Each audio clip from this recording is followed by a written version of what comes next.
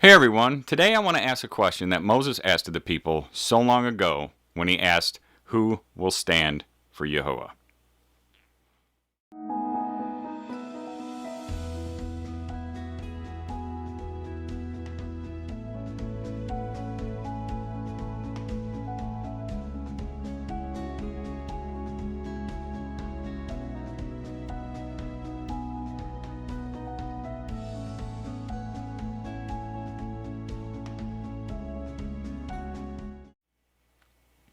Shalom everybody, and welcome to Beit Tefillah.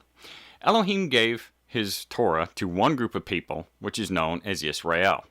We know that anyone can become Yisrael by taking a hold of this covenant and abiding by its terms.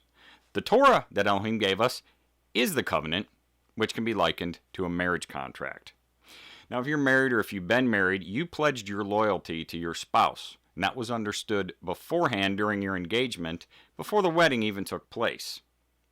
So looking at this from the perspective of Elohim's covenant with his people, he freed the children of Israel from bondage, he protected them, he provided for them, and he gave them commands they were to keep if they wished to become his people. Elohim proposed, and the people answered as recorded in Exodus 24:3. And all the people answered with one voice and said, "All the words which YHWH has spoken, we shall do." So Elohim proposed, and the people accepted Elohim's proposal. So Moses went up the mountain to receive the tablets from Elohim, and almost immediately the people broke the first commandment, as it is written in Exodus 20, verse 3. "You have no other mighty ones besides me." When Moses came down the mountain the first time with the two tablets, he saw the people had made themselves an idol. And they were using that idol to worship Elohim. And Elohim wanted to kill all the people for doing this, as this was such a grievous sin. Moses knew this, and he was enraged by what he saw. Exodus 32:25-26. And Moses saw that the people were let loose, for Aharon had let them loose to their shame among their enemies. And Moses stood in the entrance of the camp and said, "Who is for YHWH? Come to me." So today I want to ask, who will stand for YHWH? Who will keep Elohim's Torah with nothing being added to it or subtracted from it? Let's hear what Elohim spoke through the prophet Jeremiah as recorded in Jeremiah 6:16. "Thus said YHWH, stand in the ways and see, and ask for the old paths, where the good way is, and walk in it." Notice that back in Jeremiah's time, the path was described as being old or ancient, even back then. That word path in that verse is translated from the Hebrew nathib or nathiba, which means a track, a path, or a pathway. A few other verses that use that same Hebrew word are Psalm 119:105. "Your word is a lamp to my feet and a light to my path." Job 24:13. "They have become rebels against the light. They have not known his ways, nor remained in his paths." And referring to wisdom here in Proverbs 3:17, "Her ways are pleasant ways, and all her paths are peace." Those verses about the path were written by Jeremiah, David, Job, and Solomon, none of which ever heard about or needed a New Testament Messiah to be on the correct or ancient path that Elohim set down for those who wish to become his people. Those four men in the Tanakh absolutely knew the Torah. They knew that Elohim doesn't change, and neither does his word. They knew the truth. As we are told in Psalm 119:142, "Your righteousness is righteousness forever, and your Torah is truth." So where is this New Testament Messiah mentioned anywhere in Torah? Well, he's not, and this is what some people are having a hard time understanding, especially those who call themselves Torah keepers. If you are messianic, you are not a Torah keeper. You are an idolater and not on the ancient path. Idolatry is adultery to Elohim, so this means you are not in covenant with Elohim. Elohim spoke his commands very plainly. They were reviewed and recapped in the book of Deuteronomy. And near the end of Deuteronomy, Elohim told us exactly what we need to do in order to be gathered by him at the end of days, as we can read in Deuteronomy 30:1-3. "And it shall be, when all these words come among you, the blessing and the curse which I have set before you, and you shall bring them back to your heart among all the Gentiles, where YHWH your Elohim drives you. And you shall turn back to YHWH your Elohim and obey his voice, according to all that I command you today. with all your heart and with all your being, you and your children, then Yahweh your Elohim shall turn back your captivity, shall have compassion on you, and he shall turn back and gather you from all the people where Yahweh your Elohim has scattered you. You know, it's so simple. If Elohim was going to deliver to us some kind of Messiah, as portrayed in the New Testament, surely Elohim would have mentioned that. But he didn't. Not even once. You know, people like to suggest that there's shadow pictures or spiritual metaphors in the Torah regarding this New Testament Messiah, but that's baloney. And others would suggest that some kind of Messiah is hinted at in places like Daniel chapter 9, Psalms chapter 22, or Isaiah chapter 53, but that's because they don't understand what's even written there because they pulled them out of context. Okay? Can't do that. You always get in trouble. There's no New Testament Messiah mentioned in those places either. Elohim spoke very plainly. You know, Elohim wants us to obey him. He really does, and he wants us to become his people. That's no secret. And he didn't hide little things in there, drop little hints and things like that when it came to doing what we're supposed to do to obey him. Okay, for example, Exodus 31:14, and you shall guard the Sabbath, for it is set apart to you. Everyone who profanes it shall certainly be put to death. Now remember the story of the children of Israel who caught this guy picking up sticks on the Sabbath? Doesn't say the guy was picking up sticks for firewood. It doesn't say that he was picking up sticks to sell them. Doesn't matter. He wasn't resting. So they picked up this dude and they brought him to Moses and said, hey, we caught this man picking up sticks on the Sabbath. What are we supposed to do? Moses said, I don't know. Let me go inquire of Elohim. And Elohim said, put him to death because that's what I said. So that's exactly what the people did. Elohim means what he says, and it's very easy to understand what he said.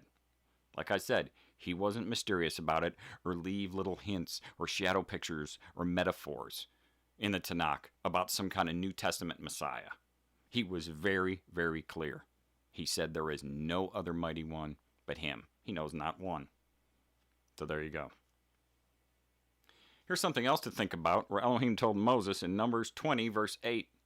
Take the rod and assemble the congregation, you and your brother Aharon, and you shall speak to the rock before their eyes, and it shall give its water. And you shall bring water for them out of the rock and give drink to the congregation and their livestock. But what did Moses do? In Numbers 20, 10-11, it tells us, and Moses and Aharon assembled the assembly before the rock. And he said to them, hear now, you rebels, shall we bring water for you out of this rock? Then Moses lifted his hand and struck the rock twice with his rod. And much water came out, and the congregation and their livestock drank. So instead of speaking to the rock, as Elohim commanded, Moses struck it twice with his stick because he was frustrated or angry with the people during that moment. But that cost him the promised land. With everything that Moses had done up to this point, that one thing cost him entry into the promised land. And why is that? Well, Elohim stated the following regarding Moses' actions in Numbers 20, verse 12. Because you did not believe me to set me apart in the eyes of the children of Israel, therefore you do not bring this assembly into the land which I have given them. Let's consider why this happened. It's because if you are speaking the words of Elohim and are trying to lead his people, you'd better make darn sure what you are teaching them is what Elohim said or what he commanded. Elohim stated in Isaiah 43:11, I am Yahweh, and besides me there is no Savior. And in Hosea 13:4, but I am Yahweh your Elohim since the land of Egypt, and an Elohim besides me you shall not know, for there is no Savior besides me. And we've got all these Hebrew roots teachers that are teaching about this New Testament Savior. By doing so, are they calling Elohim a liar or saying what he said doesn't matter now? Are they suggesting that the golden calf would be perfectly acceptable to Elohim today? They'd better wake up. Elohim stated about idols the following in Isaiah 44, 8-9. Do not fear nor be afraid. Have I not since made you hear and declared it? You are my witnesses. Is there an Eloah besides me? There is no other rock. I know not one. Those who make an idol, all of them are emptiness, and their delights do not profit. And they are their own witnesses. They neither see nor know, so that they are put to shame. And in Psalm 81, 8-9. Hear, O my people, and let me warn you, O Yisrael, if you would listen to me. Let there be no strange mighty one among you, and do not bow down to a foreign mighty one. Let me also ask another question. Why do we wear tzitzit? Numbers 15, 37 to 39. And Yahweh spoke to Moses, saying, Speak to the children of Israel, and you shall say to them to make tzitzit on the corners of their garments throughout their generations, to put a blue cord in the tzitzit of the corners. And it shall be to you for a tzitzit, and you shall see it, and shall remember all of the commands of Yahweh, and shall do them, and not search after your own heart and your own eyes, after which you went whoring. How many people are out there are wearing tzitzits and are whoring around in Yahweh with this New Testament Messiah? The tzitzits are there to help us remember Elohim's commands and to remind us to be loyal only to Yahweh. King Solomon, the wisest man that ever lived, wrote the following about obtaining forgiveness, as recorded in 1 Kings 8, 46 to 50. When they sin against you, for there is no one who does not sin, and you become enraged with them and give them to the enemy, and they take them captive to the land of the enemy, far or near, and they shall turn back unto their heart in the land where they have been taken captive, and shall turn and make supplication to you in the land of those who took them captive, saying, We have sinned and acted crookedly, we have committed wrong. And they shall turn back to you with all their heart and with all their being in the land of their enemies who led them away captive, and shall pray to you towards their land which you gave to their fathers, the city which you have chosen, and the house which I have built for your name. Then you shall hear in the heavens your dwelling place, their prayer and their supplication, and maintain their cause, and forgive your people who have sinned against you, and all their transgressions which they have transgressed against you, and give them compassion before those who took them captive, and they shall have compassion on them. So what Solomon said there actually mirrors what we just read in Deuteronomy chapter 30. Solomon, in all of his wisdom, knew there was no messianic forgiveness clause in Elohim's Torah. Now I want to switch gears a bit and talk about something else. I'd like to go over a few terms that most have probably heard, but some may not know what they actually mean. The first term is one of the tactics that's used by most of these YouTube Hebrew roots teachers, which is something called proof texting. Theopedia.com gives the definition of proof texting as follows. Proof texting is the method by which a person appeals to a biblical text to prove or justify a theological position without regard for the context of the passage they are citing. This is the same thing that all Christian pastors do as well.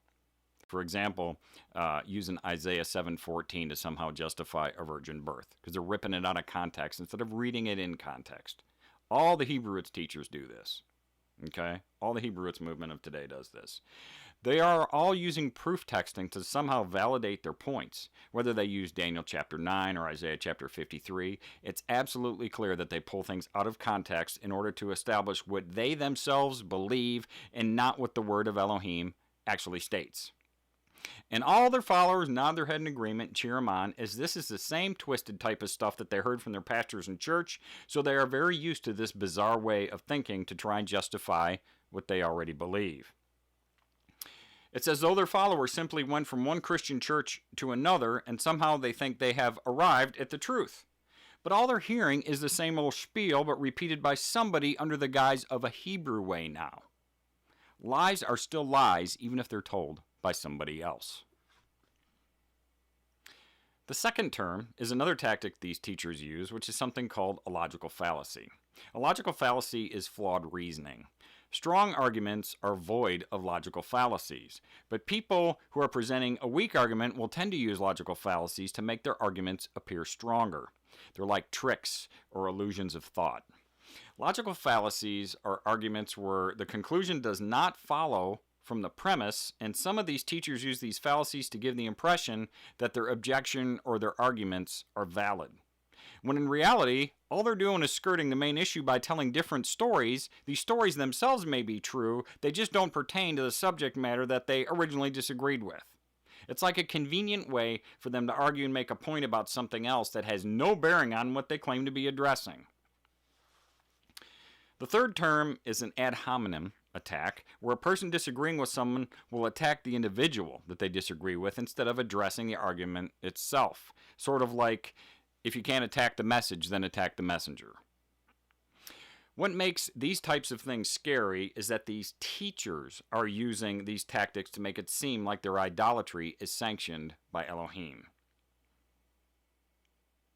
Understanding what these terms are and how they're used will make it easier to spot these Hebrew roots teachers using these tactics in their videos when they try to defend or justify this New Testament idol and other false teachings.